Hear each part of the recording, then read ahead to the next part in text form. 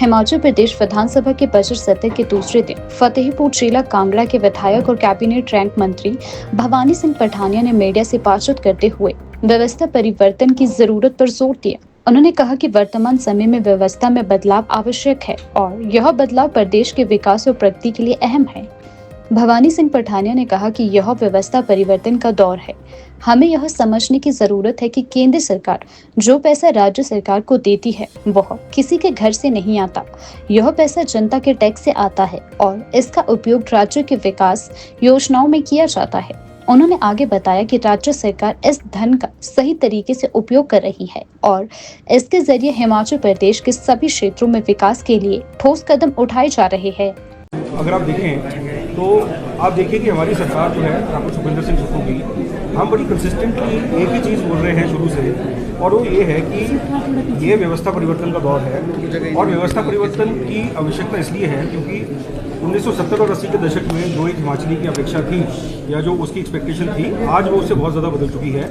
अगर हम पुराने ढर्रे से, पुराने स्ट्रक्चर से, पुराने इंफ्रास्ट्रक्चर से काम करते रहेंगे तो हम उसी जगह पर घूमते रहेंगे जहाँ पर हम मेरा ख्याल पिछले 15-20 साल से घूम रहे हैं। तो व्यवस्था परिवर्तन में जो आप देख रहे हैं कि जितने चेंजेस जो मुख्यमंत्री ला रहे हैं, चाहे वो इलेक्ट्रिसिटी बोर्ड में हो, चाहे वो आपके हेल्थ के सेक्टर में हो, चाहे एजुकेशन के सेक्टर में हो, उनके ऊपर जो है हमने जो ध्यान जो था वो केंद्रित किया कि व्यवस्था परिवर्तन की ज़रूरत किस लिए है और व्यवस्था परिवर्तन आवश्यक इसलिए है क्योंकि अगर पुराने ढंगे से काम करते रहेंगे तो रिजल्ट भी वही पुराने आएंगे और वो पुराने रिजल्ट्स जो है वो आज किसी को उस तरीके से नहीं चाहिए। गड्ढे भी गिनवाए हैं। हाँ जी, मेरा सवाल बड़ा सिंपल था कि केंद्र सरकार जो पैसा देती है वो कहीं किसी के घर से लाके नहीं देती, वो हर हिमाचली का पैसा है। हम जीएसटी के रूप में जो भी हम उपभोग करते हैं, चाहे हम नमक खरीदें, कुछ भी खरीदें, एक जो है जीएसटी हम देते हैं। उस जीएसटी का हिस्सा जो है उसका एक पार्ट हमें मिल जाता है, एक पार्ट केंद्र के पास रहता है, और बाकी जैसे आपका डिजास्टर मैनेजमेंट हो गया,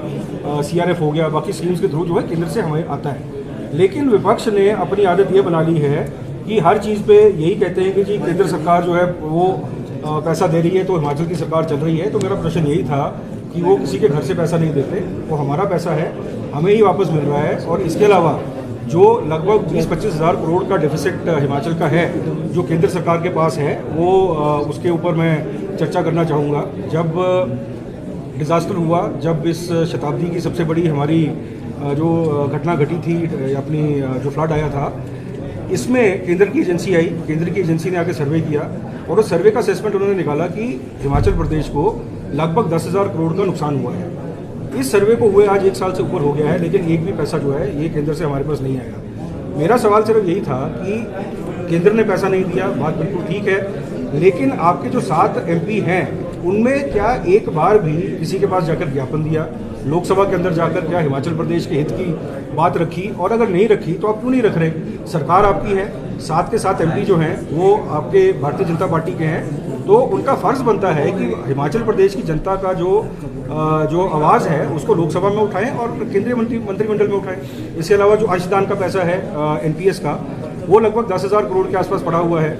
ये अंशदान इसलिए देना पड़ा था क्योंकि उस समय आपकी पेंशन नहीं थी। अब जब सरकार ने अंडरटेकिंग दे दी है कि आप ओल्ड पेंशन स्कीम के अंदर आ गए हैं और आपको भविष्य की आपकी चिंता नहीं है, ये हमारा चुनावी एक घोषणा थी, हमारी एक चुनावी वादा था, वो हमने पूरा कर दिया है।